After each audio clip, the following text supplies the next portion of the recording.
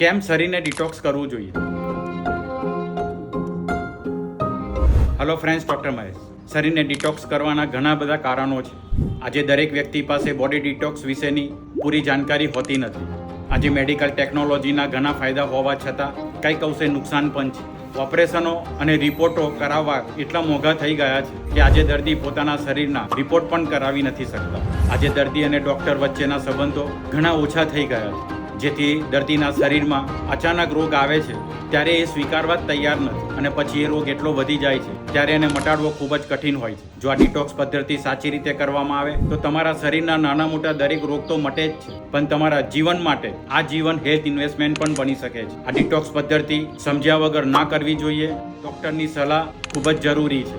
મારા દરેક વિડીયો જોવા માટે મારી યુટ્યુબ ચેનલને સબસ્ક્રાઈબ કરો, લાઈક કરો, શેર કરો. સ્વસ્થ રહો, ખુશ રહો.